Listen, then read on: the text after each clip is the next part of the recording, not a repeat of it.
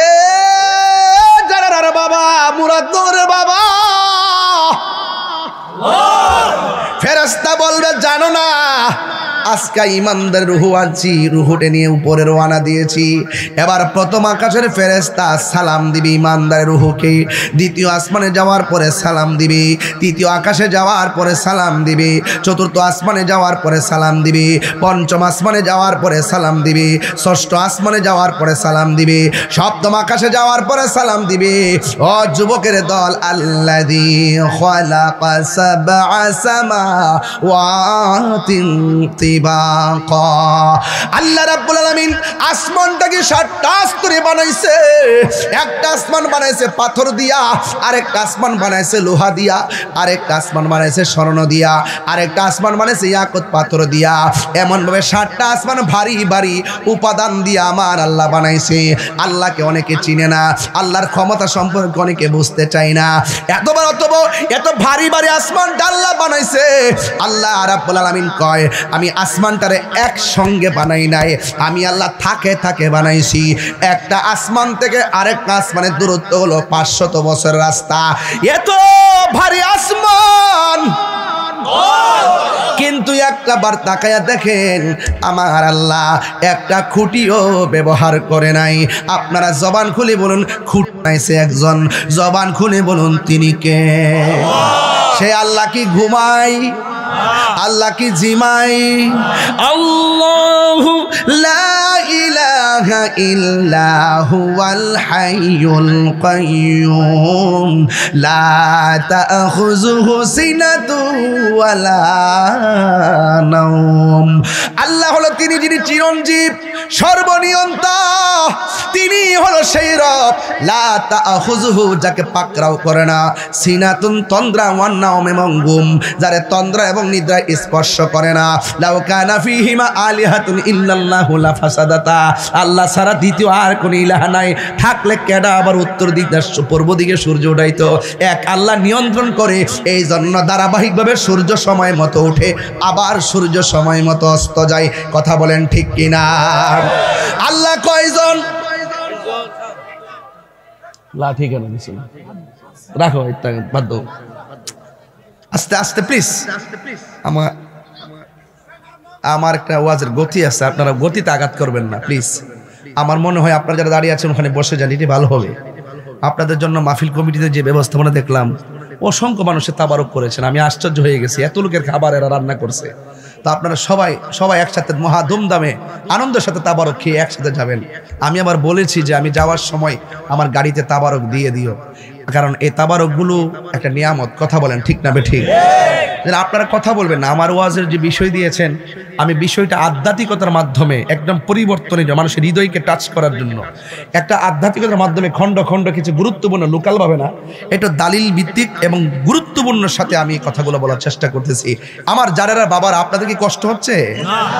এই বাবার কষ্ট হচ্ছে? এটা আওয়াজ করে বলুন তো, খুঁটিহীন আসমানটা বানাইছে কে? আল্লাহ। এই আওয়াজে মানি না তো জোরে বলেন না কে?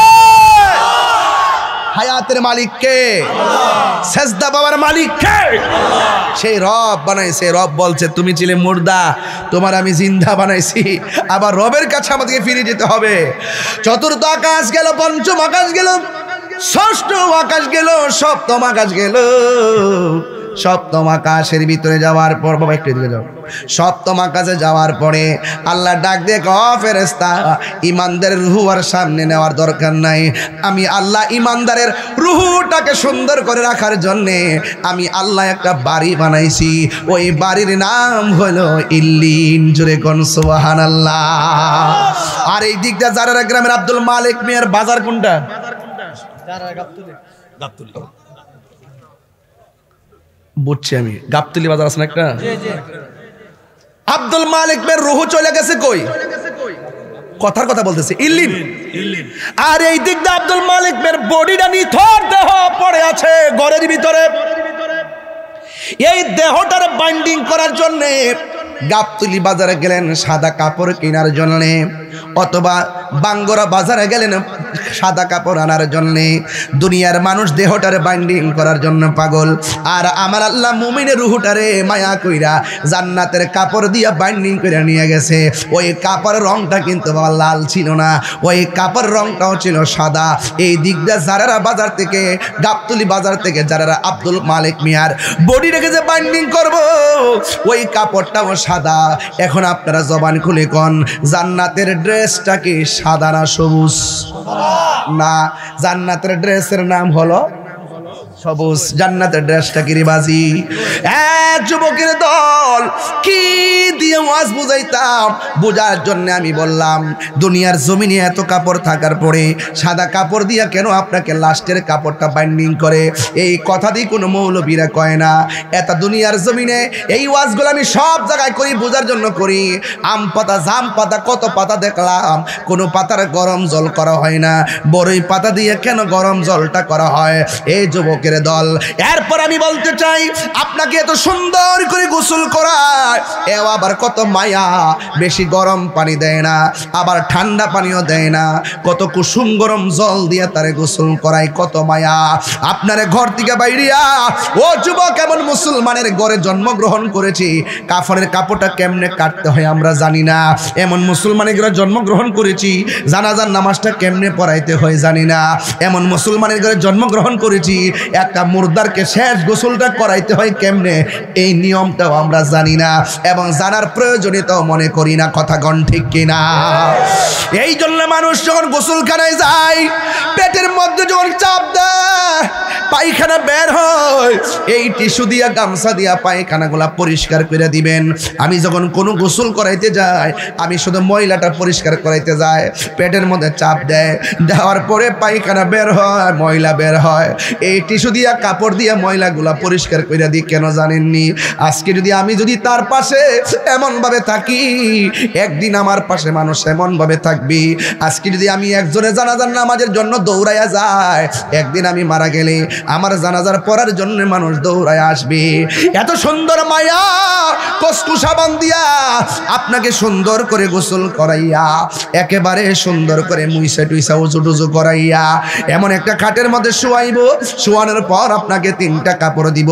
পুরুষের কাপড় কোনো 3টা, মহিলাদের কাপড় কেন 5টা? এই কথা কোনো মৌলবীরা কয় না।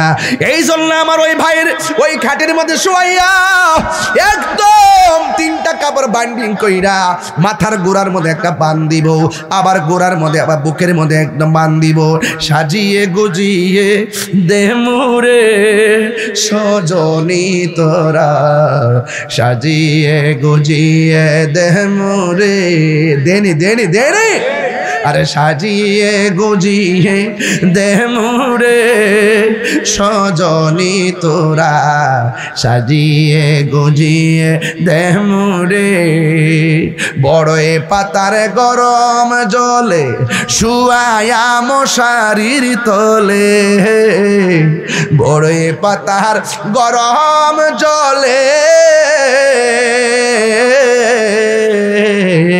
বড়ই পাতার গরম জলে শুয়ায়া মশারির তলে, আতর গোলাপ সুরমা লাগাই দে সজনী তোরা, সাজিয়ে গুজিয়ে দে মোরে। মনে আসেনি দাদার কথা? এই মিয়া, বাপের কথা মনে আসেনি? নানির কথা মনে আসেনি? আমার নানার যে আনুষ্ঠানিকতা ছিল, আমার আনুষ্ঠানিকতা সেম এটাই হবে। আমার বাবার যে আনুষ্ঠানিকতা ছিল, আমার আনুষ্ঠানিকতা সেটাই হবে। আমার দাদার যে আনুষ্ঠানিকতা ছিল, আমার আনুষ্ঠানিকতা সেটাই হবে। আমার বাবা মারা যাওয়ার পরে মাইকিং করেছি, আমারটা তাই হবে। আমার বাবা মারা যাওয়ার পরে গোসল দেওয়াইছি, আমাকে ঠিক একই গোসল দেওয়ানো হবে। আমাকে জানাজার মাঠে নেওয়া হবে, আমার বাবাকে নেওয়া হয়েছে, আমাকে কবরে নামায় দেওয়া হবে, মাটি দেওয়া হবে, একই আনুষ্ঠানিকতা হবে। মৃত্যুর পর সব শেষ হয়ে যাবে। কথা বলেন ঠিক কি না?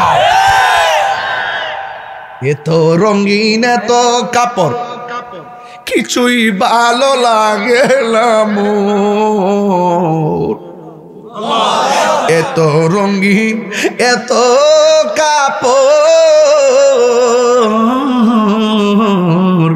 এত রঙিন তো কাপড় কিছুই তো ভালো লাগে না মোর, সাদা কাপড় আমায় পরাইতে সজনী তোরা সাজিয়ে গুজিয়ে দে মোর। মা বোনরা আসেনি আজকে? মাগো রঙিন ঘোড়ার কত দৌড়াইবা, আল্লাহর ওয়াস্তে সাদা কাফনটা লাগবার আগে মানুষ হয়ে যান। কথা বলেন ঠিক কিনা?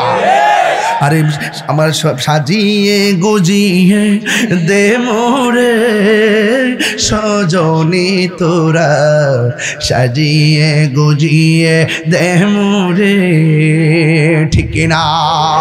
গোসল করাইয়া খাটের মধ্যে শুয়াইয়া চারজনের কান্দের মধ্যে লইব কত মায়া, কান্দের মধ্যে ভার লয় না, অথচ মাইয়া তো লাশটাকে কান্দে নেওয়ার জন্য মানুষ বেকুল হয়ে যায়। কত মায়া, কত মায়া রে, কত মায়া।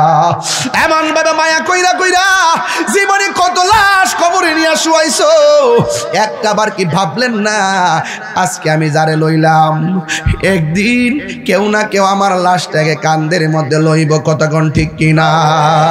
কেহ লইল আতর লোবান, কেহ লইবে জল, ঠিক কিনা?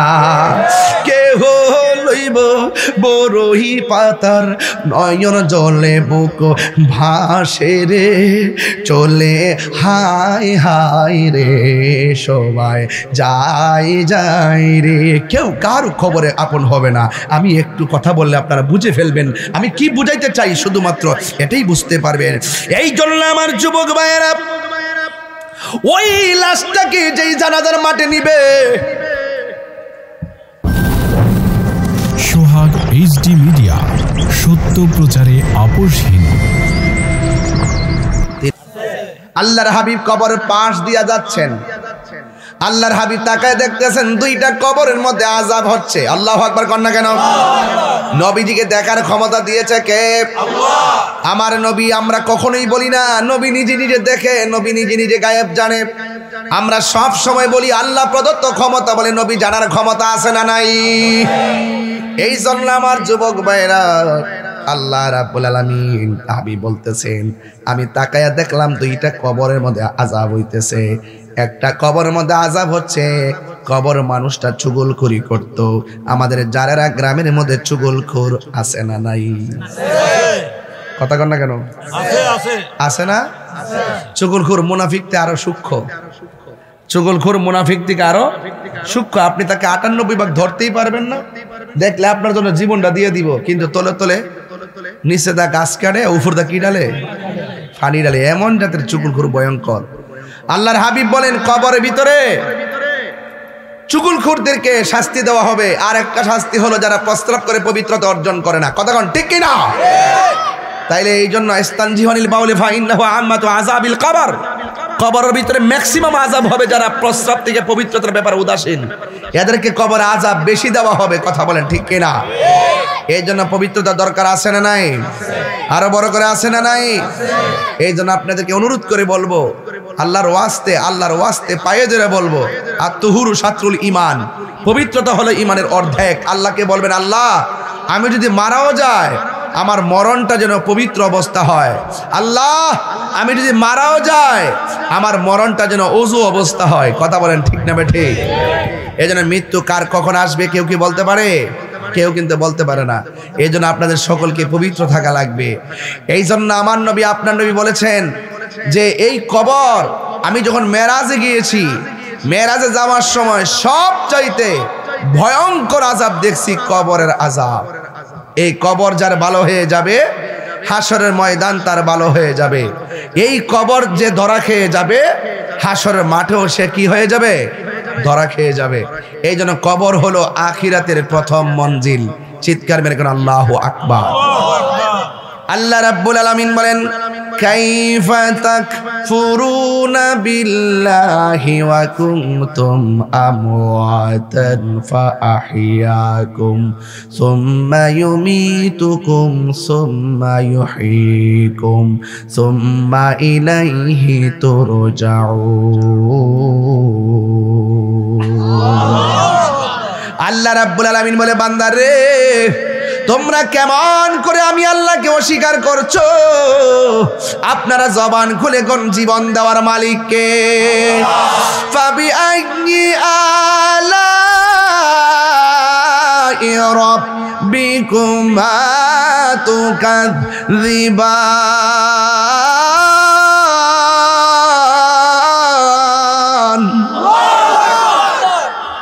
আমি একটু আস্তে আস্তে ওয়াজ করতেছি, আপনার কি কষ্ট হচ্ছে? একটু ধীরে ধীরে কথা বলতেছি যেন সবাই কথাগুলো বুঝেন। আমার কথা কি বুঝতে অসুবিধা হচ্ছে? বলেন, হাত দিয়েছে কে? আসমান দিয়েছে কে? তুমি তোমার রবের কোন নিয়ামতকে অস্বীকার করবে আর কেমনি বা অস্বীকার করবে? আল্লাহ তো তোমাকে একটা পানির ফুটা থেকে রক্ত দিয়েছেন, আর রক্ত থেকে জমাট গোশত থেকে আপনাকে সুঠাম দেহ বানাইছে। এটা অন্য কেউ বানাই নাই।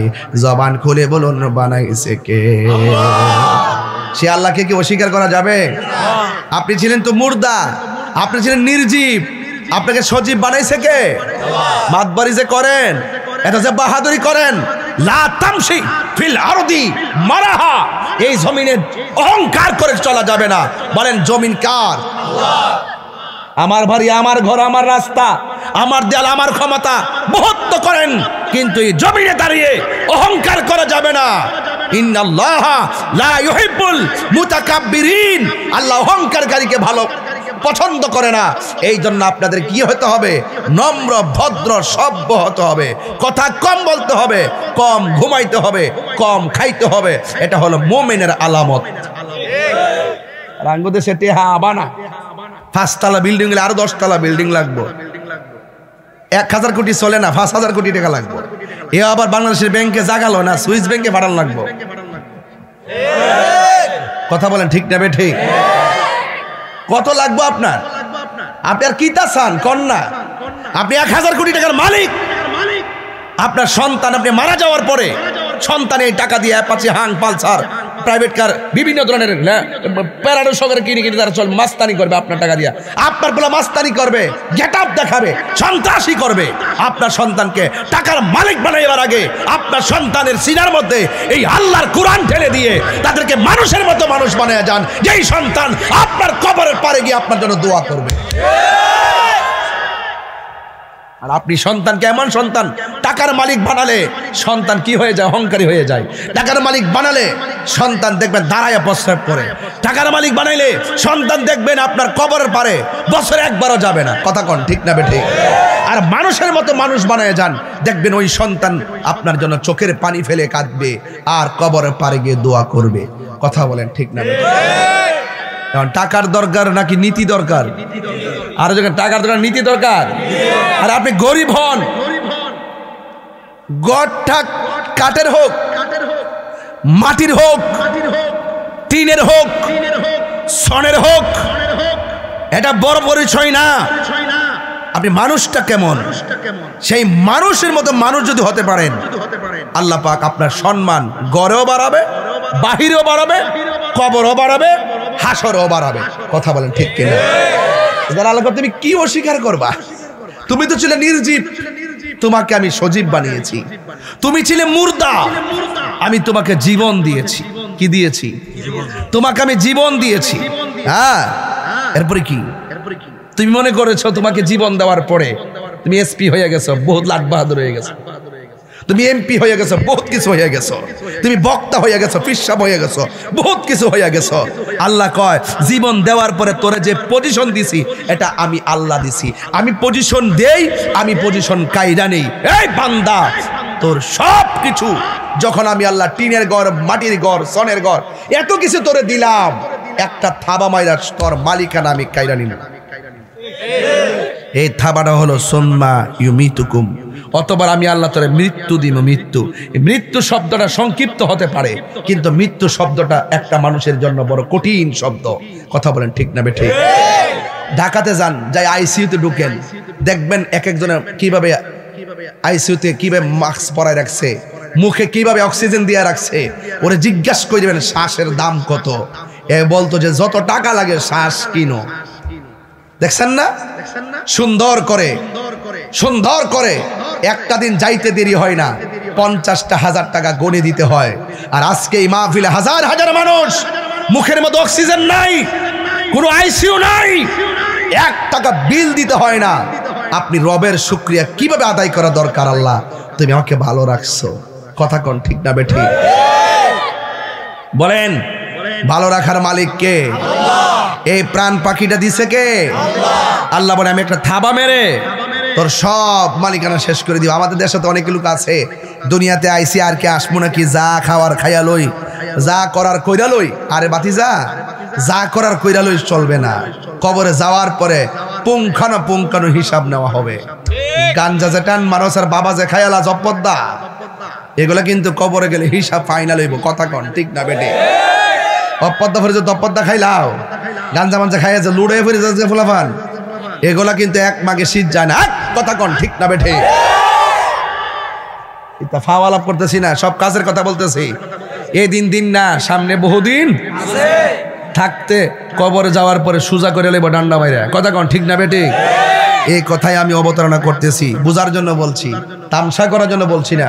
তাহিরি তামসা করে না, বাস্তব কথা বলে। কিন্তু অনুরোধ করে বলে দিলাম, এই সময়টা যৌবন যার, যুদ্ধে যাওয়ার সময় তার। আমি দেখি মসজিদে যখন আজান দেয় ফজরের নামাজের টাইমে 10টা লোক হয় না, সব ঘুমায় থাকে। কথা কন না কেন? এর চাইতে বড় দুঃখ আর কিছু হতে পারে না। এবং জুম্মার নামাজ দেখবেন ভিতরে জায়গা নাই, বাহিরেও জায়গা নাই। কিরি পোলাপান, ঘটনা কি? এলাকায় যেই পোলাপান আছে, এই পোলাপান গুলো যদি নিয়মিত 5 ওয়াক্ত নামাজ পড়তো, এই জারারা গ্রামে আরো 3টা মসজিদ দরকার হইতো। আল্লাহ কয় তুই তো ছিলি মুর্দা, আমি তোর জীবন দিছি, এদের মাতবারি করস। আল্লাহকে একটা থাবা মাইরা ক্লিয়ার করে দেবো। এটা নাম কি? মৃত্যু। এটা নাম কি? মৃত্যু। অনেকে মনে করে মৃত্যু দিলে তো শেষই না, শেষ না, কেবল শুরু। কয় সুম্মা ইউহয়িকুম, আবার সতর্ক দিয়ে দিয়েছেন। অনেকে আবার বলে যে কি কয়, মানুষ মরে গেলে গা, কবর মধ্যে পচে গেলে গা আবার জিন্দা করবো কেমনে, হাসর মাঠে উঠাইবো কেমনে? আরে বেড়া, তুমি যেন হইছ তখন তুমি কি ছিলা? বুঝলা গেছো গা, তুমি তো একটা পানির ফুটা ছিলা। আল্লাহ পাক একটা পানির ফুটা থেকে তোমাকে সুটাম দেহের অধিকারী বানিয়েছে। সুতরাং তোমার হাড্ডি গুড্ডি খবর থাকবে। সে আল্লাহর পক্ষে কি আবার পুনরায় জিন্দা করা কি কঠিন হবে? আরে কতক্ষণ কঠিন হবে? ও বন্ধুরে, গভীর মনোযোগ মহব্বত নিয়ে বসে যান। আমার আল্লাহ রাব্বুল আলামিন বলেন, আমি আল্লাহ তোমাকে জিন্দা করব। এরপরে আমি আল্লাহ কি করব শোনো, সুম্মা ইলাইহি তুরজাউন, অতবার আমি আল্লাহর দিকে তোমাকে ফিরে আসতে হবে।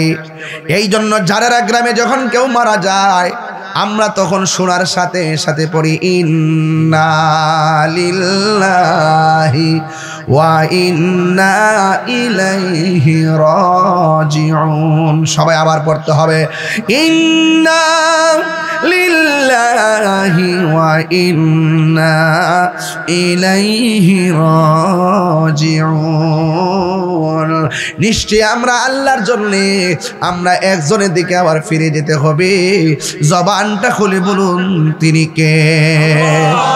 আল্লাহ রাব্বুল আলামিন বলেন, মিনহা খালাকনাকুম ওয়া ফিহা নুঈদুকুম ওয়া মিনহা নুখরিজুকুম তারাতান উখরা। আল্লাহ রাব্বুল আলামিন বলেন, এই মাটিতেই তোমাকে ফিরে আসতে হবে, এই মাটি থেকে তোমাকে আবার আখিরাতে উঠতে হবে, হাসরের ময়দানে ওঠা লাগবে। এটা তো অনেক দূরের পথ। এর আগের ব্যাপারে আমার নবী বলতেছেন, বান্দারে ও উম্মত, আজরাইলের রূহ নেওয়ার সময় কষ্ট হবে। এর চাইতে বড় কষ্ট হলো যখন আজরাইল তোমার ঘরের সামনে দাঁড়ায়া যাবে। যারা গ্রামে যখন আজরাইল মানুষের সামনে দাঁড়ায়া যাবে, রূহটা নেওয়ার আগে একটা সাকরাতুল মাউতের কষ্ট আছে। আমার নবী বলেন, আজরাইল রূহটা ধরার আগে সাকরাতুল মাউতের একটা কষ্ট আছে। এই আজরাইলকে দেখা মাত্র অনেক মানুষের রগগুলা ছিঁড়ে যাবে, আজরাইলকে দেখা মাত্র অনেক মানুষের হাড্ডিগুলা খুলে যাবে, আজরাইলকে দেখা মাত্র অনেকের রক্ত পানি পানি হয়ে যাবে। ও বন্ধু, আমার পাশে আমার মা বসা থাকবে, আমার বাবা বসা থাকবে, কিন্তু আজরাইল যে আমার রূহটারে সার্জারি করতেছে, দুনিয়ার ডাক্তার সার্জারি করলে আপনজন দাঁড়ায় থাকে, ডাক্তারের টিম থাকে। আর আমার রুহুটারে যখন সারা রাতে আইসা আমার রুহুটারে যখন সার্জারি করবে, আপনজন কেউ টের পাবে না, কেউ ধরতে পারবে না কোন সময় আজরাইলে ঘরের মধ্যে ঢুকলো, আবার কোন সময় এসে আমার রুহুটারে থাবা দিল। আল্লাহর হাবিব বলেন, রুহুটা থাবা দেওয়ার আগে ও পৃথিবীর মানুষ, আজরাইলে দেখা মাত্র এই গলাটা শুকায়া যাবে, এই গলাটা এমন ভাবে শুকায়া যাবে গো, তোমার ওই মুহূর্তে যদি তোমার গলার ভিতরে 7 সমুদ্র 13 নদীর পানি ঢাইলা দাও, এক ফোঁটা পানি তৃষ্ণাও মিটবে না, একটু পানি তৃষ্ণা মিটবে না রে, এমন একটা কষ্ট হবে। ও যুবক ভাইরা আমার, এখনো সময় আছে, 5 ওয়াক্ত নামাজে দাঁড়াইতেই হবে। মসজিদের বারান্দার মধ্যে যেই সুন্দর খাট আছে, এই খাটটা আমরা প্রতিদিন দেখি, কিন্তু একবার চিন্তা করি না এই খাটটাই আমার আসল পালকি, একবার চিন্তা করি না এই খাটটাই আমার আসল বাহন। কথা কোন ঠিক কিনা? একটা বার চিন্তা করি না। যুবকের দল, কি ভাষায় ওয়াজ বুঝাইতাম, ওই খাটটা দেখে একটু আল্লাহরে ভয় করেন। এই খাটটা মানুষের কান্দে হইয়া বাড়ির মধ্যে আসবি, আজরাইলের রুহুটারে ধরার জন্য ব্যস্ত হয়ে যাবি। আজরাইলে তোমার রুহুটা যখন নিয়ে যেতে আসবে, আজরাইলে তোমার কানের কাছে যাইয়া, মাথার পাশে যাইয়া বসবি, হাতের আঙ্গুল গুলারে চিরুনি বানাইয়া তোমার মাথার চুলের মধ্যে আশ্রয়া দিবি। আর আজরাইলে কানের কাছে মুখটা লাগাইয়া বলবে, ও আল্লাহর বান্দা, আমি এখন তোমার রুহুটারে সার্জারি করতে চাই। ইমানদার হইলে সে ডাক দিয়া বলবে, ও আজরাইল, এই দুনিয়াটা আমার কাছে জেলখানা মনে হয়। আর যারা টাকার পাগল, ক্ষমতার পাগল, এই দুনিয়াটারে তারা বালাখানা মনে করে। কথা বলেন ঠিক কিনা? দুনিয়াটারে বালাখানা মনে করি। আর প্রকৃত পক্ষে যারা ইমানদার, তারা ইমানদাররা দুনিয়াটারে জেলখানা মনে করে। হে আজরাইল, তাড়াতাড়ি লইয়া যাও, কারণ আমার দুনিয়ার ভাল লাগে না, আমার আল্লাহর সঙ্গে দিদারের জন্যে, আমার নবীর সঙ্গে দিদারের জন্যে আমার মনটা পাগল পাগল হইয়া রয়েছে। আজরাইলের রুহুটারে যখন ধরবে, ওই মুহূর্তে আল্লাহ জান্নাতে একটা ফেরেশতারে ডাক দিবে, ডাক দিয়া বলবে, ও ফেরেশতা, আমার প্রেমিকের রুহু সার্জারি করতেছে। রুহুটা বের করার পরে জান্নাতের ভিতরের দিকে জান্নাতি কাপড় লইয়া এই রুহুটারে সুন্দর করে বাইন্ডিং করে আসমানের দিকে উড়াল দিবা। এবার আসমানে ফেরেশতা আইসা ওই রুহুটারে সুন্দর করে বাইন্ডিং কইরা প্রথম আকাশের মধ্যে একটা উড়াল মারি। আর জারারা গ্রামের আব্দুল মালিক মেয়ের দেহটা জারারা গ্রামে পড়ে আছে, আর আব্দুল মালিকের রুহুটা প্রথম আকাশে চলে গেছে। ওই প্রথম আকাশের ফেরেশতা ডাক দিয়া বলে, ও আল্লাহর ফেরেশতা, এত সুন্দর গ্রান লাগতেছে কেন? এই আওয়াজ জানি না, জোরে জোরে কন্যা আল্লাহু আকবার। এ জারার বাবা, মুরাদনগরের বাবা, ফেরেশতা বলবে, জানো না আজকে ইমানদার রুহু আনছি, রুহুটে নিয়ে উপরে রওনা দিয়েছি। এবার প্রথম আকাশের ফেরেশতা সালাম দিবে ইমানদার রুহুকে, দ্বিতীয় আসমানে যাওয়ার পরে সালাম দিবে, তৃতীয় আকাশে যাওয়ার পরে সালাম দিবে, চতুর্থ আসমানে যাওয়ার পরে সালাম দিবে, পঞ্চম আসমানে যাওয়ার পরে সালাম দিবে, ষষ্ঠ আসমানে যাওয়ার পরে সালাম দিবে, সপ্তম আকাশে যাওয়ার পরে সালাম দিবে। ও যুবকের দল, আল্লাযী খালাকা সাবআ সামাওয়াতিন তিবাকা, আল্লাহ রাব্বুল আলামিন আসমানটাকে 7টা স্তরে বানাইছে। একটা আসমান বানাইছে পাথর দিয়া, আরেকটা আসমান বানাইছে লোহা দিয়া, আরেকটা আসমান বানাইছে স্বর্ণ দিয়া, আরেকটা আসমান বানাইছে ইয়াকুত পাথর দিয়া। এমন ভাবে 7টা আসমান ভারী ভারী উপাদান দিয়া আমার আল্লাহ বানাইছে। আল্লাহকে অনেকে চিনে না, আল্লাহর ক্ষমতা সম্পর্কে অনেকে বুঝতে চায় না। এত ভারী ভারী আসমানটা আল্লাহ বানাইছে। আল্লাহ রাব্বুল আলামিন কয়, আমি আসমানটারে একসঙ্গে বানাই নাই, আমি আল্লাহ থাকে থাকে বানাইছি। একটা আসমান থেকে আরেকটা আসমানের দূরত্ব হলো 500 বছর রাস্তা। এত ভারী আসমান, কিন্তু একটা বার তাকায়া দেখেন আমার আল্লাহ একটা খুঁটিও ব্যবহার করে নাই। আপনারা জবান খুলে বলুন, খুঁটি বানাইছে একজন, জবান খুলে বলুন তিনি কে? সে আল্লাহ কি ঘুমাই? আল্লাহ কি জিমাই? আল্লাহু লা ইলাহা ইলাহা ইল্লা হুয়াল হাইয়ুল কাইয়্যুম লা তাখুযুহু সিনাতুন ওয়ালা নাওম। আল্লাহ হলো তিনি যিনি চিরঞ্জীব, সর্বনিয়ন্তা, তিনি হলো সেই রব লা তাখুযুহু, যাকে পাকড়াও করে না, সিনাতুন তন্দ্রা ওয়ান নাওম, এবং ঘুম, যারে তন্দ্রা এবং নিদ্রা স্পর্শ করে না। লাউ কানা ফীহিমা আলিহাতুন ইল্লাল্লাহু লাফাসাদাতা, আল্লাহ ছাড়া দ্বিতীয় আর কোন ইলাহ নাই, থাকলে কেডা আবার উত্তর দিক পূর্ব দিকে সূর্য উঠাইতো? এক আল্লাহ নিয়ন্ত্রণ করে, এই জন্য ধারাবাহিকভাবে সূর্য সময় মতো ওঠে, আবার সূর্য সময় মতো অস্ত যায়। কথা বলেন ঠিক কিনা? আল্লাহ কয়জন? লাঠি কেন দিছি না, রাখো বাদ দাও, আস্তে আস্তে প্লিজ। আমার একটা ওয়াজের গতি আছে, আপনারা গতিতে আঘাত করবেন না প্লিজ। আমার মনে হয় আপনারা যারা দাঁড়িয়ে আছেন ওখানে বসে যান, এটি ভালো হবে। আপনাদের জন্য মাহফিল কমিটিতে যে ব্যবস্থাপনা দেখলাম, অসংখ্য মানুষের তাবারক করেছেন, আমি আশ্চর্য হয়ে গেছি, এত লোকের খাবার এরা রান্না করছে। তো আপনারা সবাই একসাথে মহা ধুমধামে আনন্দের সাথে তাবারক খেয়ে একসাথে যাবেন। আমি আবার বলেছি যে আমি যাওয়ার সময় আমার গাড়িতে তাবারক দিয়ে দিও, কারণ এই তাবারকগুলো একটা নিয়ামত। কথা বলেন ঠিক না বেঠিক? আপনারা কথা বলবেন না। আমার ওয়াজের যে বিষয় দিয়েছেন, আমি বিষয়টা আধ্যাত্মিকতার মাধ্যমে একদম পরিবর্তনের জন্য, মানুষের হৃদয়কে টাচ করার জন্য, একটা আধ্যাত্মিকতার মাধ্যমে খণ্ড খণ্ড কিছু গুরুত্বপূর্ণ, লোকাল ভাবে না, এটা দালিল ভিত্তিক এবং গুরুত্বপূর্ণ সাথে আমি কথাগুলো বলার চেষ্টা করতেছি। আমার যারা বাবার, আপনাদের কি কষ্ট হচ্ছে? এই বাবার কষ্ট হচ্ছে? এটা আওয়াজ করে বলুন তো, খুঁটিহীন আসমানটা বানাইছে কে? এই আওয়াজে মানি না তো জুড়ে বলেন না কে? হায়াতের মালিক কে? সেজদা বাবার মালিক কে? সেই রব বানাইছে। রব বলছে তুমি ছিলে মুর্দা, তোমার আমি জিন্দা বানাইছি। আবার রবের কাছে আমাদেরকে ফিরে যেতে হবে। চতুর্থ আকাশ গেল, পঞ্চম আকাশ গেল, ষষ্ঠ আকাশ গেল, সপ্তম আকাশ গেল। সপ্তম আকাশের ভিতরে যাওয়ার পর, বাবা একটু দিকে যাও, সপ্তম আকাশে যাওয়ার পরে আল্লাহ ডাক দিয়ে কয়, ফেরেশতা ইমানদারের রূহ আর সামনে নেওয়ার দরকার নাই। আমি আল্লাহ ইমানদারের রূহটাকে সুন্দর করে রাখার জন্যে আমি আল্লাহ একটা বাড়ি বানাইছি।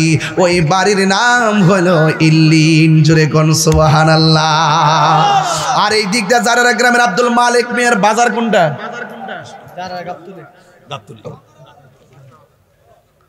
বুঝছি আমি, গাবতলি বাজার আছে না একটা? আব্দুল মালিক মের রুহ চলে গেছে কই? কথার কথা বলতেছে, ইল্লিন। আর এই দিক দিয়ে আব্দুল মালিক মের বডিটা নিথর দেহ পড়ে আছে ঘরের ভিতরে। এই দেহটার বাইন্ডিং করার জন্য গাবতলি বাজারে গেলেন সাদা কাপড় কেনার জন্য, অথবা বাঙ্গরা বাজারে গেলেন সাদা কাপড় আনার জন্য।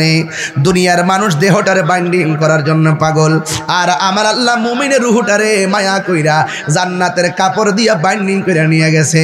ওই কাপড়ের রংটা কিন্তু বাবা লাল ছিল না, ওই কাপড় রংটাও ছিল সাদা।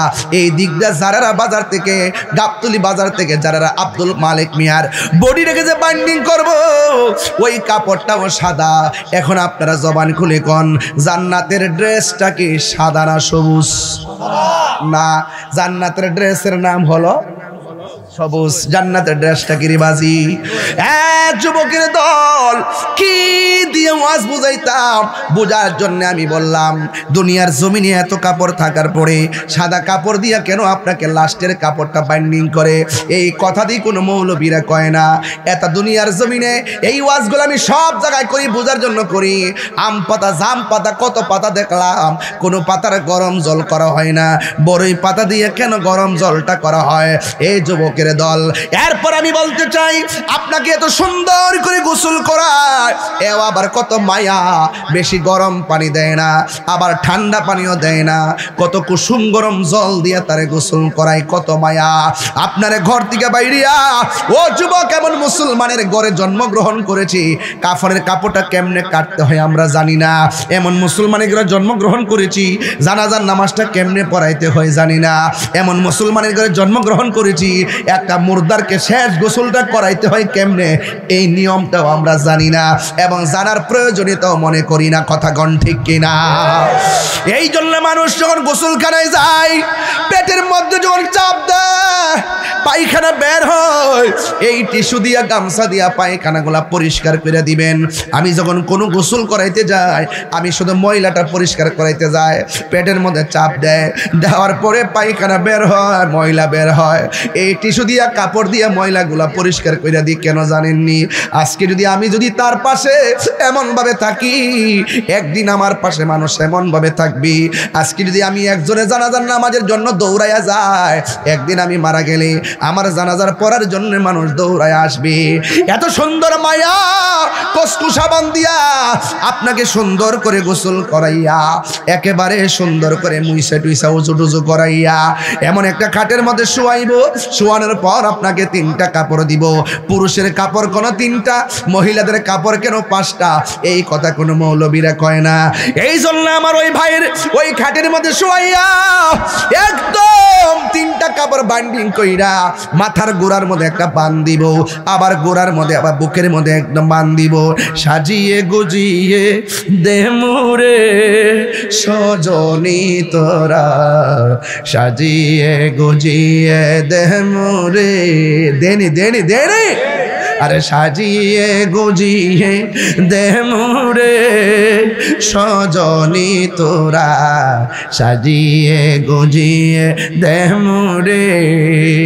বড়ে পাতার গরম জলে শুয়ায়া মশারির তলে, বড়ে পাতার গরম জলে,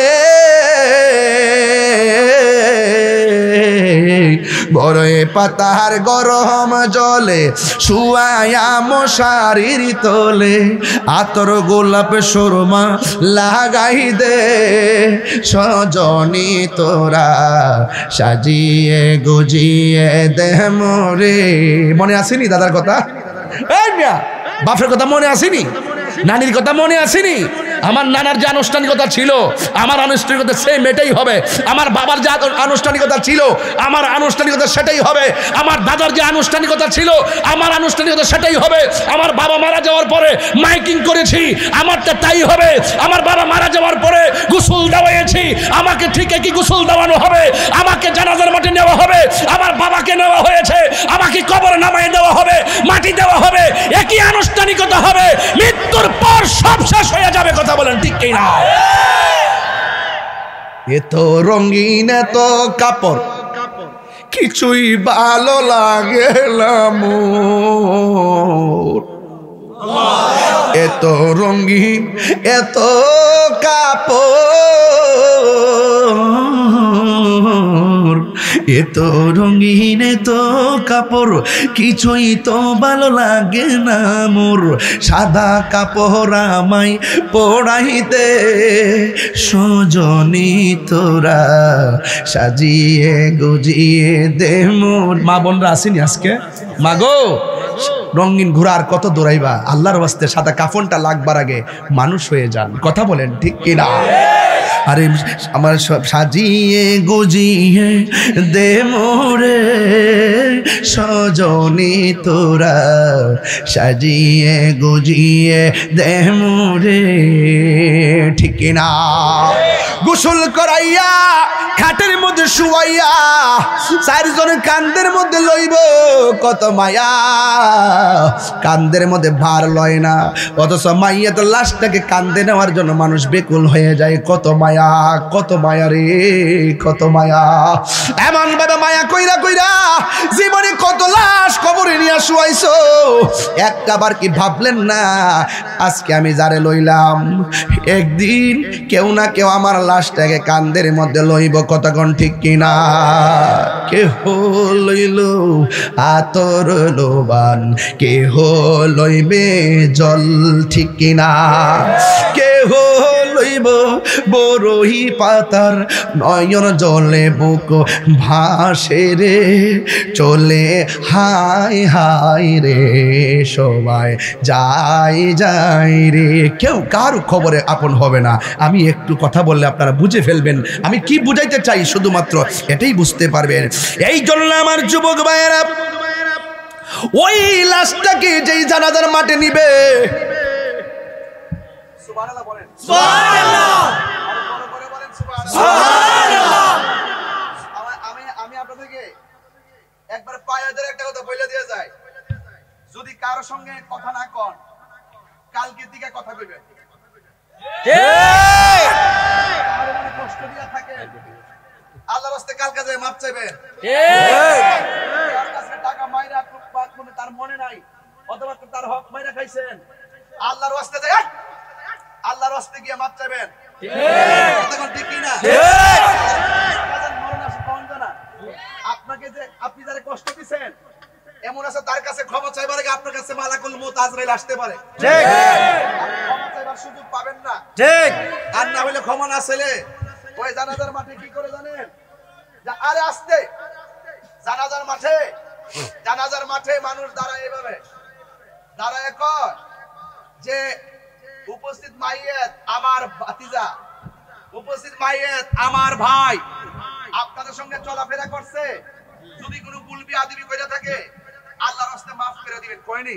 ঠিক। আপনারা থাকেন, আমরা আছি, আমরা ইনশাআল্লাহ দিয়ে দিব। কথা কোন ঠিক কি না? ঠিক। দূরান্ত থেকে যারা আসছেন আল্লাহর রাস্তায় আমার কাকার ঘরে চাইলা ডাল ভাত খাইয়া যায় কোনি? আমার বাপটা আরেকবার চায়, আরেকবার পাশে দাঁড়ায় চাওয়া এক জিনিস, আরেকবার পরিশোধ করে দেওয়া এক জিনিস, আরেকবার স্মরণ করায় দেওয়া এক জিনিস। আর নিজেরটা নিজে যদি ক্ষমা চাইয়া যাইতে পারে রে ভাই, তাইলে আপনার কবরে যাওয়ার আগে আল্লাহ পাক আপনার উপর রহমতের সামিয়া নাযিল করবেন। আমার কথা কি কষ্ট পাইতেছেন আপনারা? আরে কষ্ট পাইতেছেন? নিঃশ্বাসের কোনো বিশ্বাস নাই, যে এই কোনো মুহূর্তে আজরাইল আসতে পারে কি পারে না? পারে। এই জন্য বলবো ভাই রে, যদি কষ্ট দিয়া থাকেন ফেসবুক ব্লক করছেন আজকে খুললা ফেলেন। তারে কোন দোস্ত ভুলে যাও, দোস্ত যা কইছি মাফ করে দাও, ভাই যা কইছি মাফ করে দাও। আপনি জানেন না হয়তো বা দুইটা গুনাহ আল্লাহ কখনো মাফ করবে না। একটা হইলো যদি কেউ আল্লাহর সঙ্গে শরীক করে, যদি আল্লাহর সঙ্গে শিরিক করে, অন্য কাউকে আল্লাহর সমকক্ষ মনে করে, তাকে আল্লাহ মাফ করবে না। আর একটা হইলো যদি কোনো মানুষ বান্দার হক নষ্ট করে, তাকে আল্লাহ কখনো মাফ করবে না যতক্ষণ বান্দা মাফ না করবে। কথা ঠিক কিনা? আজকে ভাইয়ের ভাই মইরা জায়গা বাতিদার সম্পদ ভোগ করে খায়, এর খেতে যাইয়া দেখবেন লাইল গুলো কাটতে কাটতে কাটতে গেলে আরেকবার লাইট কাটতে খেতে ঢুকে গেছে গা। এ মনে করতেছে আমার ক্ষেত একটু বাইরে গেছে গা। আরে বাবা বাইরে গেছে কেনা? আরেকবারের ক্ষেতের মুড়া লই ফুরো, সাবধান কইয়া দিলাম। এক মুড়া আনো আইনা কি করো, আমার 1 কেজি দান বাড়বো, আইনা 2 মন দানের সঙ্গে মিশাই লাইছো। ইজা ইতিমা আল হালাল ওয়াল হারাম গলাবাল হারাম, হালালের সঙ্গে যখন হারাম একত্রিত হয় এটা হারামটাই প্রাধান্য পায়। এই জন্য কখনো হালালের সঙ্গে হারাম মিশ্রিত করবেন না। কথা বলেন ঠিক না বেঠিক? আপনার মনে একটু কষ্ট দিলাইছে, মনে হয়েছে পিছনে কে যেন আওয়াজ করছে, একটু সাইড টক করছে, ভালো লাগছে না আমার কাছে। কি রে আপনাকে শুনেন নাই? খালি মজে কইছি, মাইকের একটা আওয়াজ আছে না? এনো মনোযোগ হলে শোনা যায় না? আমি যেটা বলছি এটা আমি বাস্তব চিত্র দেখাইছি আপনাদেরকে। আজকে কত নিতর দেহ মাঠে নিয়ে গেছেন, কি মনে নাই আপনারা? আপনার বাপের যে নিয়ে গেছেন মনে নাই? আপনার দাদারা যে নিয়ে গেছেন কি মনে নাই? এইভাবে কি আমাকে নিবে না? আপনাকে নিবে না? সবাই তো যেতে হবে। ওই জায়গায় যাওয়ার আগে, এই পরিবেশ হওয়ার আগে নিজেকে চিনতে হবে। কথা বলেন ঠিক না বেঠিক? নিজেকে না চিনলে আল্লাহকে চেনা যাবে। গভীর মনোযোগ। আমি ধীরে ধীরে গুরুত্বপূর্ণ জায়গায় ঢুকলাম। জানাজার ময়দানে যাওয়ার পরে আমার পক্ষ থেকে মাপ চাই লোক আছে না নাই? সমাজের মানুষ মাপ চাই একটা কথা কইয়া দিয়া যায়।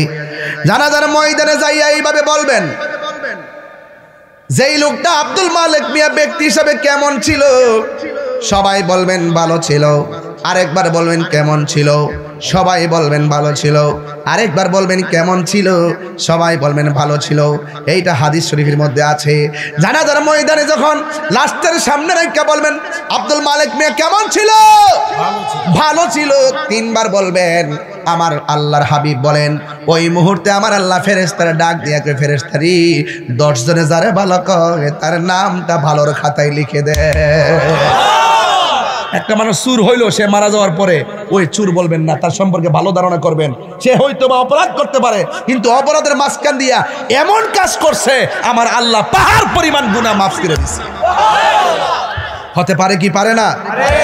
এই জন্য আমার যুবক ভাইয়েরা ওই গুরুস্থানে নেওয়ার আগে জানাজার নামাজ পড়াইয়া তারে গুরুস্থানে নিয়ে যায়।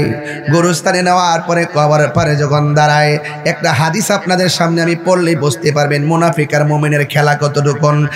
আনাস রাদিয়াল্লাহু তাআলা আনহু قال قال رسول الله صلى الله عليه وسلم ان العبد اذا وضع في قبره, আল্লাহর হাবিব সাল্লাল্লাহু আলাইহি ওয়াসাল্লাম বলেন যখন মাইয়িতকে কবরের মধ্যে রাখা হবে ওয়া তাওয়াল্লা আনহু আসহাবুহু, আর আপনজনরা যখন কবর পাশ থেকে চলে আসবে তখন কি হবে জানেননি? কয়েকফা লা ইন্নাহু লা ইয়াসমাউ কারআনি আলিহিম, ওই আপনজনদের পায়ের আওয়াজটা কবরবাসী শুনতে পায়। বাহিরে আমার কোথায় রাখা তোমরা চইলা যাও, ও বাইরে আমার কোথায় ফালাইয়া তোমরা চলে যাও, এইভাবে আওয়াজটা শুনবে। ও বন্ধু, আপনজনরা 40 কদম হাঁটিয়া আসিবে স্বজন, মুনকার নকির হাজির হইবে রে তখন। আতাহু মালাকানে, মালাকানে মুলুকুন, মালাকানে দুইজন ফেরেশতা কবরের মধ্যে আসবে। ফায়াকুদানিহি, এবং কবরবাসীটারে কাফন লইয়া তারে সুন্দর করে উঠাইয়া বসা। আল্লাহু আকবার কর না কেন? এটা কি সাধারণ মনে করতেছেন? কবরে এইভাবে শুয়ে থাকবেন, দুইটা লোক আইবো, আয়া কাফনটা সরাইয়া আপনারা সুন্দর করে বসাইবো। ডানে মাটি বামে মাটি, এই দেশ তো সেই দেশ না, এটা তো দুনিয়ার দেশ না, এটা কবরের একটা দেশ। আর যেই দুইজন আসবে অপরিচিত দুইজন, আতাহু মালাকানে, দুইজন ফেরেশতা এসে আপনাকে বসাবে, তখন আপনার অবস্থাটা কি হবে একটাবার খেয়াল করে দেখেন। এরা কবরে কিন্তু নীল চোখ বিশিষ্ট হয়ে আসবে, বড় বড় নখ নিয়ে আসবে, কবরে এইভাবে কুইরা কুইরা ঢুকবে। যারা বেঈমান হবে তাদের পানি থাকবে না, অবস্থা ভয়াবহ হয়ে যাবে। কিন্তু এখানে বলা হচ্ছে আতাহু মালাকানে, দুইজন ফেরেশতা আসবে। ফায়াকুদানিহি, এবং কবরবাসীটারে সুন্দর করে উঠায়া বসাবে। ফায়াকুলানে, দুইজন মানুষ কবরে মানুষটারে জিজ্ঞেস করবে মা কুনতা তাকুলু ফি হাযা রাজুলিল মুহাম্মদ, নবী সম্পর্কে তুমি দুনিয়াতে কি বলতে? ফা আম্মাল মুমিন, কবরবাসী যদি মুমিন হয়, ফায়াকুলু, সে বলবে আশহাদু আন্নাহু আব্দুল্লাহি ওয়া রাসূলুহু, তিনি হলো আল্লাহর বান্দা, আল্লাহর বন্ধু এবং তার রাসূল। ফায়ুকালু লাহু, তখন কবরবাসীকে ফেরেশতা বলবে উনজুর ইলা মাকআদিকা মিনান নার, তুমি যেই জায়গার মধ্যে বসছো এখান থেকে জাহান্নামের আগুনের দিকে তাকাও। তখন ঈমানদারে বলবে ও ফেরেশতারা, আমাকে তুমি প্রশ্ন করেছো এখানে নবী সম্পর্কে আমি কি বলতাম? আমি বলেছি তিনি আল্লাহর বন্ধু, আমি বলেছি তিনি আল্লাহর রাসূল। এত সুন্দর উত্তর দেওয়ার পরও কেন তুমি আমার জাহান্নামের আগুন দেখাইতেছো? এরপরে ফেরেশতারা সুন্দর করে ডাক দিয়া বলবেন না না, তোমাকে জাহান্নামটা দেখাচ্ছি শুধুমাত্র অনুভব করার জন্য। কেন কেন কেন কয় ফায়ুকালু লাহু, এ যুবক ভাইরা এবার ডাক দিয়া বলবে কদ আবদালাকাল্লাহু বিহি মাকআদা মিনাল জান্নাহ, এ মুমিন বান্দা তুমি উত্তর দিয়েছো, এরপরে তোমাকে জাহান্নামের আগুন দেখাইছি। উত্তর যদি দিতে না পারতা জাহান্নামের আগুনের মধ্যে ঢুকতা। উত্তর দেওয়ার কারণে কয় উত্তর দেওয়ার কারণে কি হয়েছে জানোনি? কদ আবদালাকাল্লাহু বিহি মাকআদা মিনাল জান্নাহ, আবদালাকা বদল থেকে বদল পরিবর্তন করে দেওয়া হয়েছে। আল্লাহ রাব্বুল আলামিন তোমার জন্য সব পরিবর্তন কইরা আমার আল্লাহ তোমার জন্য জান্নাত বানায়া দিছে। এই আওয়াজে মানি না, জবান খুলে কন্যা সুবহানাল্লাহ। জান্নাত দেওয়ার মালিক কে? এই আওয়াজে মানি না, জোরে কোন কে? একটা আলাদা কথা কইতাম নি, কথা কয় না, কবরে প্রশ্ন করব কয়টা? এই টুফি, এই টুফি, এই দুই খারো উঠ। কবরে প্রশ্ন করব কয়টা? মার রাব্বুকা, উত্তর দাও। তোমার রব কে? উত্তর কি? আল্লাহ। ওয়া মা দীনুকা, তোমার দ্বীন কি? কি? ইসলাম। আমা কুনতা তাকুলু ফি হাযা রাজুলিল মুহাম্মদ, নবী সম্পর্কে তুমি কি বলতে? আমরা সাক্ষ্য দিচ্ছি তিনি আল্লাহর রাসূল। এই তো বর্ষ। সে কি বলছে দ্বিতীয় প্রশ্নের উত্তরে? ওয়া মা দীনুকা, তোমার ধর্ম কি? সারা জীবন এটা পড়ছি কিনা আপনারা? কি আপনি পড়ছেন না এটা? এর বাইরে কিছু পড়ছেন না? এখন এই সমাজে এসে দেখতেছি এক শ্রেণীর মানুষে ওয়াজ বৈশা বলতেছে ওয়া মা দীনুকা, অর্থ বলে তোমার ধর্মের নাম না, ওয়া মা দীনুকা মানে হলো তোমার দলের নাম কি?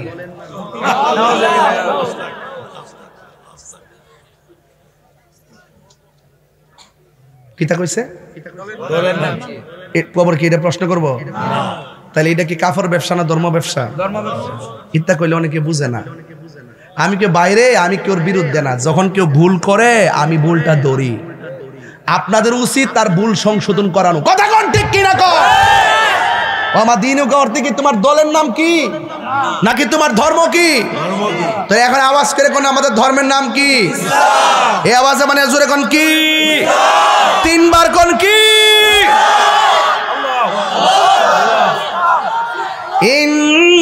ইন্নাদ-দীনা ইনদাল্লাহিল ইসলাম। নিশ্চয় আল্লাহর কাছে মনোনীত ধর্মের নাম কি? নাকি আল্লাহর কাছে তোমার মনোনীত দলের নাম কি?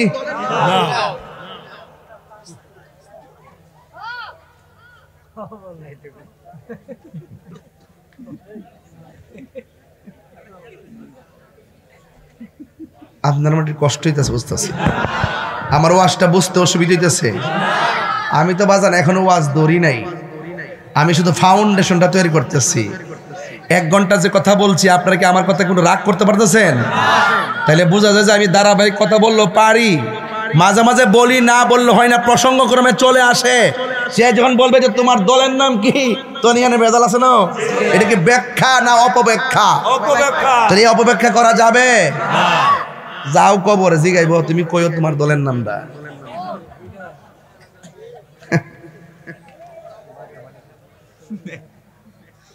না বাজান, অনেক খারাপ লাগে এগুলা শুনলে। এখন আমি প্রশ্ন করতে চাই, আপনারা বলে আমাদের রবকে? ওই কোনাটা দিয়ে আজকে আওয়াজটা সুবিধা হইতেছে না বাজি, হেরা মনে লাস্টে রাখছে আর কি। বলেন আমাদের রবের নাম কি? ধর্মের নাম কি? আমাদের নবীকে কোন সন্দেহ আছে? কোন সন্দেহ আছে? কোন সন্দেহ আছে? সাবধান। এবার আসেন, কবরের মানুষটা মুমিন হইলে তার জায়গাটা কি দুজক না বেহেশত? ওয়া আম্মাল মুনাফিকু ওয়াল কাফের। দেখেন মুনাফিক কত প্রকার, কি কি। এরা শুধু দুনিয়াতে মুনাফিকি করে না, কবরে যায়ও মুনাফিকি করে। দলিল আছে তো, আমি কি করি? দলিল আছে বাজি, দলিল আছে। ওয়া আম্মাল মুনাফিকু ওয়াল কাফের। আর কবরের মানুষটা যদি কাফের হয় কিংবা মুনাফিক হয়, তারে জিজ্ঞেস করা হবে, ফায়ুকালু লাহু, তাকে বলা হবে, মা কুনতা তাকুলু ফি হাযার রাজুল, নবী সম্পর্কে তুমি দুনিয়াতে কি বলতে? এবার দেখেন মুনাফিকি কি কইবে, ফায়াকুলু, অতঃপর সে বলবে, লা আদ্রি, আমি জানি না। কেন জানো না? কয় কি? কয় লা আদ্রি, আমি জানি না। কুনতু আকুলু মা ইয়াকুলুন নাস, মানুষ যা বলতো আমি শুননা শুননা তাই বলতাম। দেখছেন উত্তরটা কি? হ্যাঁ, মানুষের উপর দোষ দিয়ে দিছে।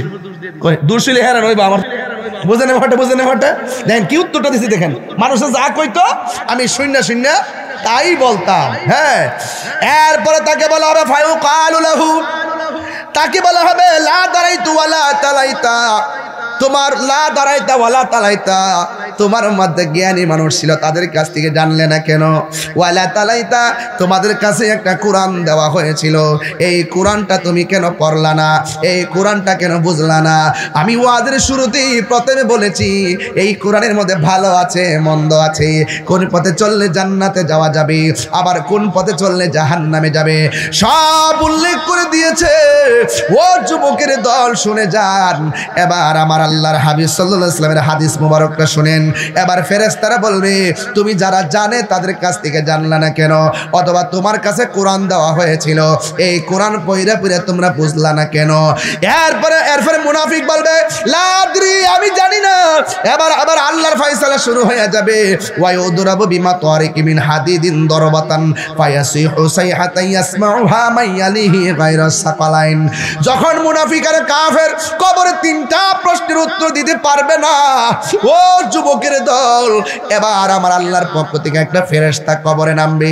এই ফেরেশতারা কান দিয়া কিচ্ছু শুনে না, এই ফেরেশতারা চোখ দিয়া কিছু দেখে না, অন্ধ একটা ফেরেশতা। হাতের মধ্যে কি থাকবে? কয় উদরাবু বিমা তারিকি মিন হাদিদ, মানে লোহা। হাতের মধ্যে একটা হাতুড়ি থাকবে, লোহার হাতুড়ি লইয়া ওই মুনাফিকটারে আর কাফেরটারে এমন ফিডাইব, মুনাফিকটা কানলেও ফেরেশতার কানে শুনে না, মুনাফিকের মাথায় রক্ত ঝরলেও ফেরেশতারা রক্ত দেখে না, এমন ভাবে আঘাত করবে 70 গজ মাটির নিচে নিয়ে ঢোকায়া দিবে। এই দুনিয়ার গরু ছাগল জীবজন্তু যারা আছে সবাই কবরে, ওই কবরে মুনাফিকের কান্নার আওয়াজ শুনবে রে বাবা। দুইটা জাতি গায়রা সাকলাইন, আর এক হাদিসের মধ্যে পাইছি ইল্লা সাকলাইন। এর মানে হলো দুইটা জাতি কবরের মুনাফিকের কান্নার আওয়াজ, আযাবের আওয়াজ শুনবে না। এর মধ্যে 1 নম্বর জাতি হলো মানুষ, আর 2 নম্বর জাতি হলো জিন। জিনও কবরের আওয়াজ শুনবে না, মানুষও কবরের আওয়াজ শুনবে না। যারা গ্রামের ভিতরে কবরের মধ্যে যে আওয়াজ হইতেছে, এই আওয়াজ যদি আপনাদের কানের মধ্যে আসতো, আপনাদের কান ফাইটা একদম মারা যেতেন, রক্তকরণ হতে হতে আপনি মারা যাইতেন। কিন্তু এই কবরের ভিতরে আওয়াজ আপনাকে শোনার ক্ষমতা দেয় নাই। গায়রা সাকলাইন, জিন শুনবে না, মানুষ শুনবে না। কেন? আল্লাহ রাব্বুল আলামিন কোরআনে বলেছেন, ওয়া মা খালাকুতুল জিন্না ওয়াল ইনসা ইল্লা লিয়াবুদুন। আবার আল্লাহ রাব্বুল আলামিন মানুষ এবং জিন জাতিকে সৃষ্টি করেছেন একমাত্র আমার আল্লাহর গোলামি করার জন্য। এই জন্য তাদের কি বিচার হবে, কেউ জান্নাতি হবে, কেউ জাহান্নামী হবে। এই আমার যুবক ভাইয়েরা, অনুরোধ করে বলি, ও পৃথিবীর মানুষ, একটু পায়ে ধরে হাত দিয়ে বলি রে বাজি, আল্লাহ রাব্বুল আলামিন মানুষের হিসাব নিবে। আল্লাহ রাব্বুল আলামিন কোরআনে বলেন, ফামান ইয়ামাল মিসকালা যাররাতিন খায়রান ইয়ারা ওয়া মান ইয়ামাল মিসকালা যাররাতিন শাররান ইয়ারা। যাররা যাররা পরিমাণ হিসাব যিনি গ্রহণ করবেন তিনি হলো আমার আল্লাহ। এই জন্য কবরে উলঙ্গ অবস্থায় কেউ থাকবে একদম জান্নাতের গালিচায়, কাউকে আমার আল্লাহ রাব্বুল আলামিন অনেক শাস্তি দিবেন। আল্লাহর হাবিব বলেন, বেনামাজি হইয়া আল্লাহু আকবার কথা কেন? নবীর কথা মানার দরকার আছে কিনা বলেন? আজকে আমি মাহফিল থেকে 5টা নামাজি বানাই যাবো ইনশাআল্লাহ। কয়টা বলছি? যদি না হয় তাহলে বুঝতে হবে কপালে শনি আছে। আল্লাহর হাবিব বলতেছেন কবরের ভিতরে, এই লাল গেঞ্জি, এই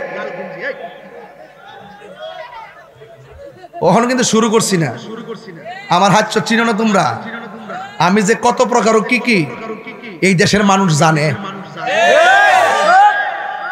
আমি নামাজের কথা কইছি, হ্যাঁ ওইটা জায়গা কম মোটা ভেঙে গেলাম বেটা, আবার উড়ে হচ্ছে না বটবট করে সবাই নামাজের টাইমে ক্যারাম বোর্ড খেলস, নামাজের টাইমে মোবাইল চার্জ ব্রিজের গোড়াত বয়ে বইয়া, এগুলোকে আমরা দেখি না, রাস্তাঘাটে দেখি না আমরা? এক কথা কোন ঠিক কিনা বেটা? এই পোলাপানগুলো যদি নামাজটার আজানটা দেওয়ার পর পকেট থেকে টুপিটা খুললা যদি রাস্তার মোড়ে মোড়ে মসজিদ দিকে ঢুকে যাইতো, মুরব্বীরা কত দোয়া করতো, ফেরেশতারা কিভাবে তাদেরকে নূরের সামিয়ানা দিয়ে দিত, আল্লাহ খুশি হয়ে যেত, এই সমাজ রহমতের নিকেতন হয়ে যেত। ধরতে দিলে হে উঠতে যাবে না, দাঁত পালাই মানুষ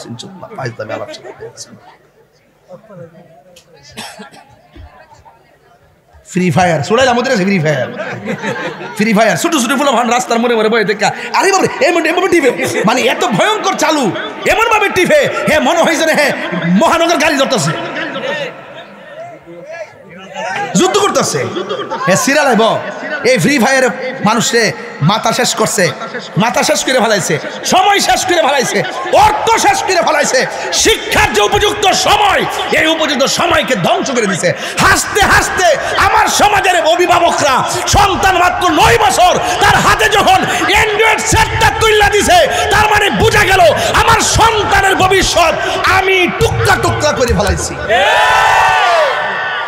সে ভাত না খেলে না খাবে, কয় ছোট্ট পোলা কান্দে, কয় খায় না, আরে না খেলে না খাবে, এরপরে মোবাইল দিবেন না, পেটে খিদা লাগলে এমনি খাবে। এটার জন্য মহিলারা দায়ী। পুরুষ কাজ করে, দোকানে থাকে, হাটে ঘাটে বাজারে, আমরা মাহফিল করি, সংরক্ষণ সন্তানটা মায়ের কাছে থাকে, একমাত্র সন্তান মোবাইলের প্রতি আসক্ত হয়েছে, আমরা পুরুষরা নারীদের হাতে সহজেই অ্যান্ড্রয়েড সেটটা দিয়ে দিছি।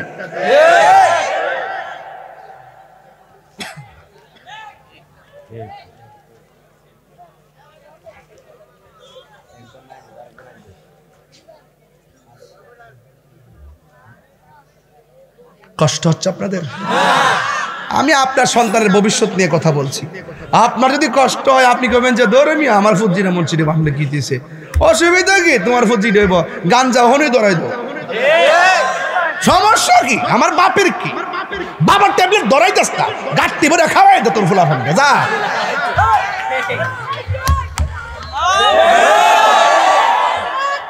আমার বাপের কি? হ্যাঁ, আমার বাপের এটাই যে তোমার সন্তানের কারণে পাশের বাড়ি আরেকটা সন্তান নষ্ট হচ্ছে। এদিন আমি বলবো তোমার সন্তান তুমি ঠিক করো, আপনার সন্তান আপনি ঠিক করেন। বাবা আপনার পায়ে যেটা বলি, সন্তানের জীবনটা ধ্বংস করবেন না। আমি অনুরোধ করলাম, যদি মানেন কাজে লাগবে।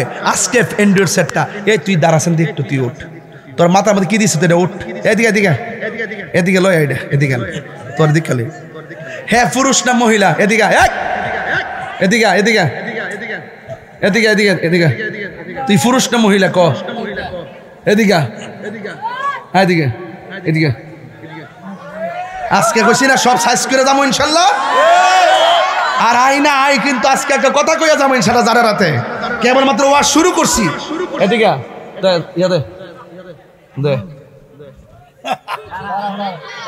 হ্যাঁ এদিকে এদিকে। আর পড়বে? হ্যাঁ হ্যাঁ, এই যে একটা ব্যান লাগাইছে চুলে, এটা কি অপসংস্কৃতি না? মান তাসাব্বা বিকাউমিন ফাহুয়া মিনহুম। পুরুষ মহিলার সাজে সাজবে না, মহিলা পুরুষের সাজে সাজবে না। হ্যাঁ, পুরুষ হইয়া মহিলার সাজে ব্যান লাগাইছে। তোর ব্যান টেন মানে লামদিস কই দিছে সিনচত না তো। হ্যাঁ, মনে করছে যে কালা মাথার কালা চুলের মধ্যে কালা ব্যান লাগাইলে আমি ধরতাম না। তাহির এখনো সিনচত না, তুই ওখানে সিনচত না কই দিলাম। এই পোলাপার আর কোন সময় ব্যান লাগাইবা লাগাইবা, এটা কি হালাল না হারাম? হালাল না হারাম? পুরুষের সাথে মহিলারা সাজতে পারবে না। কইটা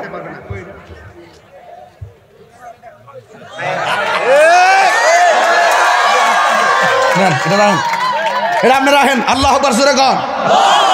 আর ফরবি এবার চলেন, গাঞ্জা কি চলবে না বন্ধ হবে? ইয়াবা বন্ধ শব্দ আসতে আইছে, ইয়াবা শুনেন একটা বাস্তব। হ্যাঁ, মাগরিবের আগে কিন্তু কয়েকটা খাইয়েছে, মাগরিবের আগে কয়েকটা মাইরেছে। এগুলা চলবে না, কথা বলেন ঠিক না বেটে? বাবা কি চলবে না বন্ধ হবে? বন্ধ। বাবা, ইয়াবা, ফেন্সি, গাঞ্জা, সুদ, ঘুষ, চুরি, ডাকাতি, জুয়ারি। জুয়া আছে না ভয়ঙ্কর, খেলে IPL, হেরাই হানো জুয়ারি খেলে, বলে বলে জুয়ারি খেলে। মগারে হ্যাঁ, আর এগুলো চলবো? আর এগুলো চলবো? এখন বলবেন চলবে। নামাজ জোরে কোন চলবে? নামাজ, রোজা, হজ, যাকাত, ইবাদত, মহব্বত, সোহবত, খেদমত, ভালো কথা, ন্যায্য কথা, উচিত কথা, গাঞ্জা কইছে কইছে। আরে যারা তো মানে চালাক আছে মাশাআল্লাহ, মাশাআল্লাহ। আমি তো বোকা মনে করেছিলাম, মাশাআল্লাহ। এরা তো খেয়াল আছে দেখা যায়। তাহলে নেশা কি চলবে? হারাম চলবে? কি চলবে? হালাল। কি চলবে? হালাল। কালকে গেছি এক ওয়াজ করতাম এক জায়গায়, বলতেছে মহিলার বলে টেহা বলে। আমি বলে মহিলার টেহা বলে মানে কি? টেহা লাগা, বুঝিনি? টেহা বলে, আমি বুঝি নাই বলে ডাকিটা। ও ইয়াদ গেছিলাম, ও হ্যাঁ মনে হয়েছে চান্দিনা চান্দিনা চাঁদিনা যাওয়ার পরে কয়, আমি কই তো পুরুষ এখন সুদ খায় না, মহিলারাও খায়। এরপরে আমি কই টেহা তো লাগা, কোনা হুজুর আমরা আমাদের কয় টেহা বলে। আমি কোন কি তা নতুন ভাষা শিখলাম, মহিলার টেহা বলে। বলে মানে কি? বাড়ায় আর কি, বুঝেন না? তাইলে এখন সুদ শুধুমাত্র পুরুষের মধ্যে সীমাবদ্ধ না, এখন ডিজিটাল পদ্ধতিতে মহিলার মধ্যে সুদ চলতেছে। কথা কোন ঠিক না বেঠে? এই জন্য হারাম খাওয়া যাবে। আমি বলছিলাম বেনামাজি কবরে গেলে শাস্তি আছে না নাই? রসুল বলেন বেনামাজির কবরের শাস্তি হলো তিনটা। কয়টা? এক নম্বরে কবরটাকে সংকুচিত করে দেওয়া হবে, মানে ছোট করে দেওয়া হবে। দুই পাশের মাটি এসে এমন ভাবে চাপা দিবে, এক পাশের হাড্ডি আরেক পাশের হাড্ডির ভিতরে ঢুকে, আল্লাহু আকবার না কেন, এক পাশের হাড্ডি আরেক পাশের হাড্ডির ভিতরে ঢুকে যাবে। শুধুমাত্র তাই নয়, একদম হাড্ডিগুলা গুঁড়া বানায় ফেলবে। এরপরে বান্দা বলবে, আল্লাহ আমাদেরকে আবার দুনিয়াতে পাঠাও, আমরা নামাজ পড়বো, আবার পাঠাও রোজা রাখবো, আবার পাঠাও আমরা কি করব, ইবাদত করব।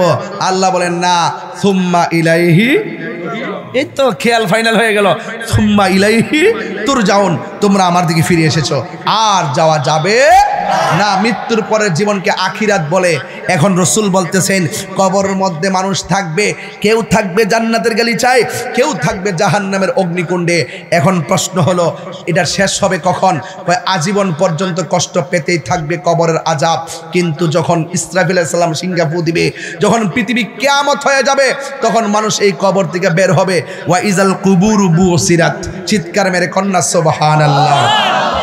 এই কবর থেকে বের হয়ে আল্লাহর হাবিব বললেন, কবর থেকে বের হয়ে মানুষ হাসর মাঠে উঠবে, কিন্তু হুফাতান উরাতান, হুফাতান উরাতান, তাদের পায়ের মধ্যে স্যান্ডেল থাকবে না, তাদের গায়ের মধ্যে কোনো কাপড় থাকবে না, খতনাবিহীন অবস্থায় তারা কবর থেকে উঠবে। আয়েশা সিদ্দিকা রাদিয়াল্লাহু তাআলা আনহা বলেন, ইয়া রাসূলুল্লাহ, মানুষ কবর থেকে উলঙ্গ অবস্থায় উঠবে, কেমন লজ্জার মাঠ। আল্লাহর হাবিব বলেন, আয়েশা রে, ওই ময়দানে আমি উঠবো জান্নাতের কাপড় পরে। এরপর আয়েশা সিদ্দিকা রাদিয়াল্লাহু তাআলা আনহা বলেন, ইয়া রাসূলুল্লাহ, মানুষ উলঙ্গ অবস্থায় উঠবে, সেই মাঠে পুরুষ আছে, মহিলা আছে, ওই মাঠের মধ্যে কাকুর সাতিন নাকি, যেই মাঠে কোনো গাছ থাকবে না, যেই মাঠের মধ্যে কোনো কি থাকবে না, কোনো গাছ থাকবে না, একদম ছায়াবিহীন একটা মাঠ হবে, পায়ে জুতা থাকবে না, আর নিচের মাটি হবে আংরার পুরা মাটি। মাটিটা কি হবে? পুরা মাটি। যেমন কয়লা আছে না, কয়লার উপর কি পা রাখা যায়? আগুন অগ্নির যে কয়লার উপর পা রাখা যায় না, পুরা মাটি। আমরা সারা জীবন ওয়াজ করছি, এই মাটিটা হবে তামার মাটি। আর মাথার সুরমার কাঠিটা যত বড়, সুরমার কাঠি কত বড় হবে? সুরমার কাঠি এতটুকু হবে। কয় সুরমার কাঠি পরিমাণ উপরে সূর্যটা থাকবে, মাথার উপরে সূর্য লাগবে। আয়েশা সিদ্দিকা বলেন, ইয়া রাসূলুল্লাহ, সব মানুষ উঠবে উলঙ্গ অবস্থায়, পায়ের মধ্যে জুতা থাকবে না, কোনো ছায়া কাকুর সাতিন নাকি, ওই মাঠে কোনো উদ্ভিদ থাকবে না, একজন আরেকজনকে দেখবে। এটা কেমন লজ্জার মাঠ হয়ে গেল না ইয়া রাসূলুল্লাহ। আল্লাহর হাবিব ডাক দেখে, আয়েশা রে, কবর থেকে উঠানোর সময় গাঁটটা বাঁকা করে উঠাবে, চোখের উপরে সূর্যটা থাকবে, তাপ লাগার পরে কিসের সামনে তাকাবে? তার মাথার খুলিটা উল্টে যাবে, আর মাথার যে মগজটা আছে বাতের মারের মতন ছিটে ছিটে পড়বে। একটা সেকেন্ডের জন্য কেউ কাহারও দিকে তাকাবে, একটু সুযোগ পাবে না। ওই কঠিন মুসিবতের সময় একটা কথা মনে রাখো, আল্লাহর ছায়া বিনে কোনো ছায়া থাকবে না। অনলি 7 প্রকার মানুষকে আল্লাহ আরশের নিচে ছায়া দান করবে। এক প্রকার মানুষ হলো আদাল, যারা ন্যায় বিচারক। আমার সমাজের ভিতরে ন্যায় বিচার এখন উঠে গেছে, চোখ টিপ দিয়া বান্ডেল নিয়া গরিবরে ঠকায়, বড় লোকরে জিতাই দেয়। এরপরে আসন দেখে আর একটু দিকে যাই। এই জন্য আল্লাহ পাক গুসকুর সর্দার মাতবর থেকে আর গুসকুর মোল্লা মুন্সির থেকে আমাদেরকে হেফাজত করুক, আমিন। এরপরে 2 নম্বর হলো আস-সাখী ও হাবিবুল্লাহ, দানশীল ব্যক্তি, আল্লাহর বন্ধু। 2 নম্বর হলো যারা দান করতো আল্লাহর রাস্তায়। এখন অনেকে মনে করবেন, হুজুর এই মাহফিলে আমি টাকা দিয়েছি, আমার অনেক লস হয়েছে, এই মাহফিলে অনেক টাকা দিয়েছি, আমার অনেক লস হয়েছে। কিন্তু না, যারা আল্লাহর রাস্তায় দান করে, আল্লাহ পাক তাদেরকে আরো সে আজিমের নিচে ছায়া দান করে। এরপরে 3 নম্বর হলো যৌবনে যার ইবাদত বেশি। ও মুরব্বী, বয়স কত? কয় 60 বছর। দাড়ি পাকলো কোন সময়? টের পাইছেননি? কয় না। চামড়াটা ডিল হয়েছে কোন সময়? টের পাইছেননি? কয় না। হাঁটতে গিয়ে হঠাৎ করে খুসুট খাইতে খাইতে পাটা চলে না কেন? বুঝেন কিছু? কয় না। এই পরিবর্তন করছে কেনা? কয় আল্লাহ। এখন কয় যৌবনকালে যার ইবাদত বেশি, যারা জোয়ান মানুষ এখানে আছো, আমি যে বারবার জোয়ানদেরকে নিয়ে স্বপ্ন দেখি, আমি যে যুবকদের মনের মাধুরীতে মিশে কথা বলি, একটা মাত্র কারণে কথা বলি, জোয়ানকালে যারা নামাজ পড়বে, অনেক সময় বার্ধক্যকালে উজু ছুটে যায়, বার্ধক্যকালে দাঁড়ায় নামাজ পড়তে পারে না, বার্ধক্যকালে তেলাওয়াত শুদ্ধ করে পড়তে পারে না, বার্ধক্যকালে উজু রাখতে পারে না। তুমি যখন যৌবনকালে বেশি বেশি ইবাদত করবা, মাঝে মাঝে বার্ধক্যকালে ইবাদত ছুটে গেলেও যৌবনকালের ইবাদতকে আল্লাহ অনেক পছন্দ করেন। আর বড় করে বলেন না সুবহানাল্লাহ। আল্লাহর হাবিব সাল্লাল্লাহু আলাইহি ওয়াসাল্লাম বলেন, হাসরের ময়দানে যারা যৌবনকালে বেশি ইবাদত করবে তাদেরকে আমার আল্লাহ রাব্বুল আলামিন আরশে আজিমের নিচে ছায়া দান করবেন। এবার আসেন আরেকটা কথা হলো, যারা আল্লাহকে ভয় করে গুনার কাজ ছেড়ে দেয়, আল্লাহকে ভয় করে। আমার হাতে একটা বোতল আছে, এই বোতলটা হলো পানির বোতল। কয়েক সেকেন্ডে যেন ধরে নিলাম এটা মদের বোতল। আমি হঠাৎ করে মদের বোতলটা হাতে নিলাম, নেওয়ার পরে মুখটা খুললাম, খুললে আমি ঘরের ভিতরে ঢুকলাম, ঢুকার পরে দরজা লাগাইলাম, এরপরে জানালা লাগাইলাম, তারপর রাত্র 12টা বাজাইলাম। ঘরে মা আছে, দেখার সুযোগ নাই, বাবা আছে, দেখার সুযোগ নাই, বন্ধু আছে, আপন মনে ঘুমাচ্ছে। এখন আমি দেখতেছি ঘরটা একদম নীরব, লাইটটা জ্বালাইয়া দিলাম আর মদের বোতলটা মুখে নিলাম। নেওয়ার পরে ভাবলাম যে এই মুহূর্তে যদি মদটা মারা দেয় তাইলে আমাকে বন্ধু বান্ধব আপনজন কেউ দেখবে না। কিন্তু মদটা মারার সময় হঠাৎ করে মনে হলো আমার দরজা লাগানো হতে পারে, আমাকে মা না দেখতে পারে, আমাকে আমার বোন না দেখতে পারে, কিন্তু আমার রব তো আমাকে দেখতেছে। এই চিন্তা কইরা যারা গুনার কাছ থেকে ফিরে এসে ওই মদের বোতলটাকে ঢিল মেরে ফেলাইয়া দিয়া কয়, না আমাকে কেউ দেখে না, আমাকে আল্লাহ দেখতেছে। আমার রাসূল বলেন, ওই আল্লাহকে ভয় করে যারা গুনার কাজ ছেড়ে দেয়, আল্লাহ রাব্বুল আলামিন তাদেরকে আরশে আজিমের নিচে ছায়া দান করে। শুধুমাত্র তাই নয়, আল্লাহ রাব্বুল আলামিন বলতেছেন, ওয়ালামু আন্নাল্লাহা মাআল মুত্তাকিন। একটা কথা মনে রাখো, মুত্তাকি যারা, যারা আমি আল্লাহকে ভয় করে, আমি আল্লাহ তাদের সাথে আছি। আল্লাহু ওয়ালিয়ুল্লাযিনা আমানু ইখরিজুহুম মিনাজ জুলুমাতি ইলান নূর। আমাকে যারা ভয় করে তারা বন্ধু হয়ে যায়, আমাকে যারা ভয় করে তারা মুমিন হয়ে যায়। শুধুমাত্র তাই নয়, ইন্নালিল মুত্তাকিনা মাফাসান হাদাইকা ওয়া আনাবা ওয়া কাওয়াইবা আতরাবা। আল্লাহ রাব্বুল আলামিন বলছেন, যারা মুত্তাকি হবে তারা বিজয়ী হবে। শুধুমাত্র তাই নয়, হাদিকাতুর বহু বচন হাদায়েক, হাদায়েকা ওয়া আনাবা, ইনাবুনের বহু বচন আনাব। আল্লাহ রাব্বুল আলামিন হাশরের মাঠে মুত্তাকিদেরকে অসংখ্য আঙ্গুর ফলের বাগান দিবে। শুধুমাত্র এটাই সীমাবদ্ধ নয়, যালিকাল কিতাবু লা রাইবা ফিহি হুদাল লিল মুত্তাকিন।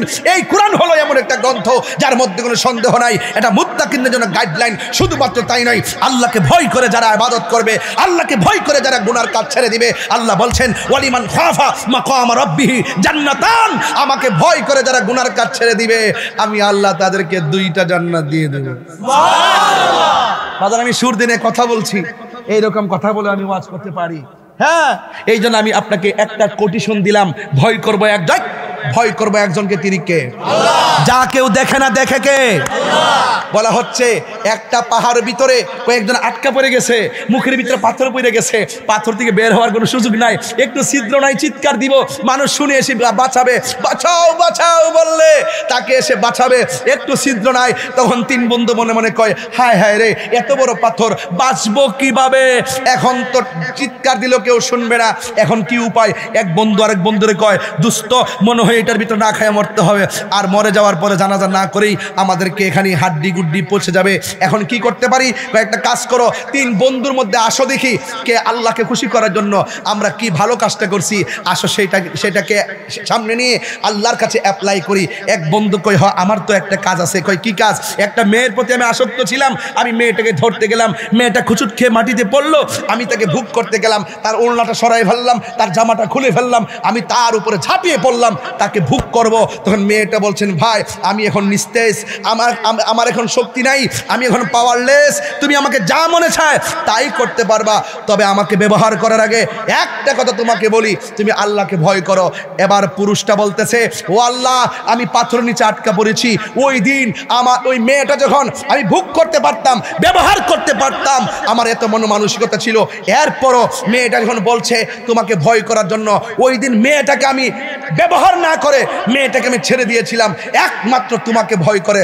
যদি সত্যিকার অর্থে তোমাকে হৃদয় থেকে ভয় করে থাকি তাহলে পাথরটা সরায় দাও। আলহামদুলিল্লাহ, পাথরটা সরে গেছে। আর কিছু বলবো? আরেকদিন যদি আসি তাকওয়ার ওয়াজ করব, খুব দরকার, খুব দরকার, খুব দরকার, তাকওয়ার ওয়াজ খুবই প্রয়োজন। আজকে দেখেন, আজকে দুধের সাথে পানি মিশায়, কিসের সঙ্গে মিশায়? সে মনে করে 2 কেজির ভিতরে আধা কেজি মেরে দিতে পারলে আমার আধা কেজি টাকা আসবে। সে হয়তো বুঝে না রিজিকের মালিক কেডা, বরকত দেওয়ার মালিক কে। যেই ব্যক্তি দুনিয়াতে মানুষকে ঠকায়, হাসরের মাঠে তার মিজানের পাল্লা হালকা হয়ে যায়। কথা বলেন ঠিক কিনা? এখন আওয়াজ করে বলুন, হাসরের ময়দানে মানুষের পায়ে কি জুতা থাকবে? কথা বলেন, জুতা থাকবে? গায়ে কি কাপড় থাকবে? তাইলে দিন দিন না আরো দিন আছে। খালি মনে করি না যে যা পাওয়ার খায়া লয়, আরে বাপরি বাপ, বাপরি বাপ, বাপরি বাপ, যে একটা খাওন ল মনে হয় যেন এই দুনিয়াতে এই খাওন। এর উপরে যে কত সুন্দর খাওন আছে এই চিন্তা আর মানুষের মধ্যে কাজ করে না। আর বাঙালিরা এমন জিনিস, নগদে বিশ্বাসী, বাকিতে বিশ্বাস করতে চায় না। কয় কোন সময় মরমু, কবর থাকমু, হাসর মাঠে উঠমু, বেহেস্তে যামু, তখন যায় খামু, এইরকম ভাবনা মানুষের মধ্যে চলে আসছে। অথচ এই দুনিয়াটা হলো ইমানদারদের জন্য জেলখানা। কথা বলেন ঠিক না বেঠিক? আরো বড় করে বলুন ঠিক কিনা বলুন। তাইলে আওয়াজ করে বলুন আমরা হাসর মাঠে উঠতে চাই। আজকে আবার একটা কথা বলতে হয়, না বললে হবে না।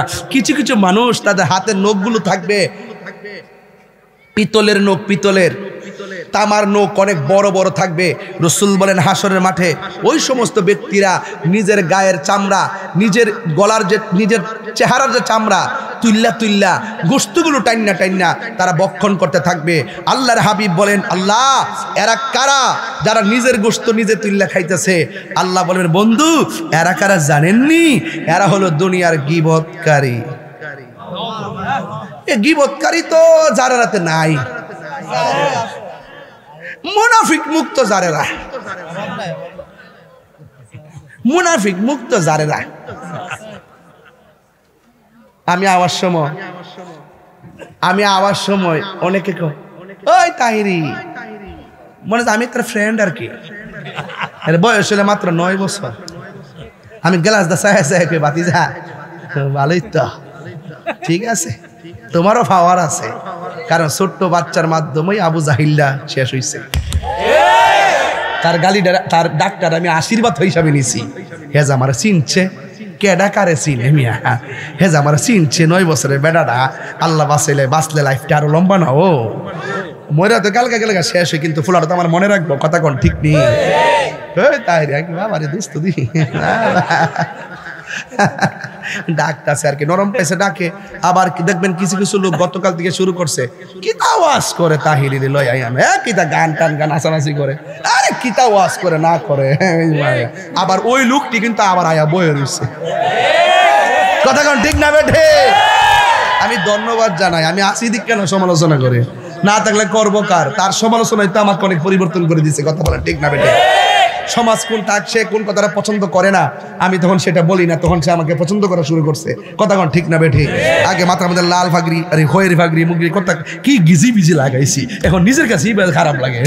হ্যাঁ দেখি যে কতগুলা মানুষ নকল টকল করে। যাই হোক, কিন্তু কথা একটাই বাজান, তাহিরি হুজুর কি লন্ডন থেকে আসছে আজকে? বনবাড়ি বাড়ি কই? বনবাড়ি থেকে এসেছি। আগে কুমিল্লার বনবাড়িতে একই ছিল, ঠিক না? তো এই জন্য আপনারা আমার প্রতি কষ্ট নিয়েন না, আমার প্রতি রাগ করেন না। তবে হাসরের মাঠ আছে না নাই? কোন আছে? আছে না নাই? আছে না নাই? এটা কইবেন, তাহলে আমার কাছে ভালো লাগবে বাজান। এবার আসেন, 1.5 ঘন্টা হয়ে গেছে ওয়াজ করছি, তবে একটু সুদ করে কিছু কই, কারণ কিছু দরকার আছে। যাক, আছে না? আছে না নাই? তবে আপনি খান, অসুবিধা নাই। আপনি যদি সুদের টাকা অনেক বেশি করেন আমার সমস্যা না, আপনি খাইতে থাকেন, কিন্তু এটার বিচার আসেনিও। এই পোলাপান বিচার আসেনি? আমার মুরব্বী আব্বার একটু আস্তে করেন বাজান, পোলাপানটির একটু জ্বালাই লই। এই আসেনি? দরকার এ বাজান শুটকির ভর্তা দিয়া ভাত খামু, সুদের টাকা দিয়ে আমার 8 প্রকারের পোলাও কুরমা খাওয়ার কোনো দরকার? আরো জোরে দরকার? দরকার? আচ্ছা, সুদ খাওয়া যে হারাম, এটা কি আল্লাহর কথা না মোল্লার কথা? তো আল্লাহর কথা মানবেন না মোল্লার কথা মানবেন? খাওয়া ধরে কয়ে যায় যা খাইছেন খাইছেন। আপনি জিনা করছেন, আমি বলবো অসুবিধা নাই। আপনি সুদ খাইছেন, আমি বলবো এই কোরআনটা ধরে অসুবিধা নাই। আপনি ঘুষ খাইছেন, অসুবিধা নাই। আপনি জিনা করছেন, অসুবিধা নাই। আপনি চুরি করছেন, অসুবিধা নাই। এই কোরআনটা হাতি লইয়া কইছি, অসুবিধা নাই। যদি আপনি আজকা খালেস নিয়তে আল্লাহর কাছে কর, আল্লাহ অতীতে যা করছি আমি ভুল করছি, আজকের মাহফিল আমি ওয়াদা করলাম জিন্দেগিতে আর গুনাহগুলা করতাম না। যদি অন্তর দিয়া তওবা করে থাকেন, পাহাড় পরিমাণ গুনাহ হলো, তওবাকারীকে আল্লাহ বড় ভালোবাসে। জোরে বলেন ঠিক না বেঠিক? তাহলে আর কি গাঞ্জা খাওয়ান যাইব? সুদ খাওয়ান যাইব? ঘুষ খাওয়ান যাইব? রাসূল বলতেছেন হাসর মাঠে ঘুষ কো সুদ করে ফ্যাট হইব অত বড়, একবারে গড়ের তুলির মতন হইবে এরকম ভাবে। হ্যাঁ দপ্পত এমনি হার হইতে এমনি এমনি হারিব এমনি। আর কানবো কেমনে জানে? বে না, তার কর্কশ কণ্ঠ হবে। হাসি হাদিস শরীফ আছে তো, তার কণ্ঠটা কর্কশ হবে, জাহান্নামীরা বলবে আল্লাহ বেফতারটা এখান থেকে নো, এটা সিল্লি আর ভালো লাগে না। দুজুকিরে কইবে বেফতারটা এখান থেকে নো, এটা সিল্লি আর ভালো, আর 1 ইঞ্চি লড়তো না, কারণ ফেডের ভিতরে ডুহাই দিছে, যত টাকা সুদ খাইছে সবটি সাপ বানাই দিছে, একবারে কামড়ানো শুরু করব। এই জন্য বাবারে আব্বা গতকাল ফোনে সুদ খাইছেন, হায়াত উল্লাইছে না, কিছু করার আছে, তাহলে আজকে থেকে ওয়াদা করেন আমরা আর খাবো না। আমরা দেশে কিছু কিছু সুদ করে আছে, সুদের টিহা বাড়লে জাকাতের টিহা দে, জাকাতের কাফর দে, না বাড়লে আর দেন, আসল টিহার টিকা দেয় না, সুদের টিহার টিকা দে, কথা কোন ঠিক নিও। এ আবার জাকাতের কাফরটা যে দে একবারে ফাতলা লুসুন লুসুন, ঠিক না বেঠিক? ঠিক ঠিক। কেউ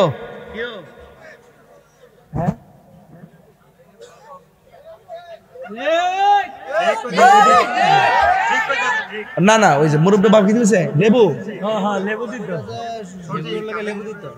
কে লোকে ও সুদ, আরে বেড়া দিয়ে বেশি জ্বালাগো সারছে দেখি। তাহলে এখন কি সুদ বাজান, সুদ কি চলবো? ঘুষ চলবো? মুনাফিকি চলবো? গীবত চলবো? সব কথা কিন্তু কই যাইতেছি একটা মাহফিল, সব কিন্তু কই না, আজকে কিন্তু কইতাছি। গাঞ্জা চলবো? কি অবস্থা, চাপা চাপা ভেঙ্গে গেছে, আর খাওয়া যাবে? আর মোবাইল টিপন যাইবো? আল্লাহ আল্লাহ বুঝার তৌফিক দান করুক, আমিন কোন।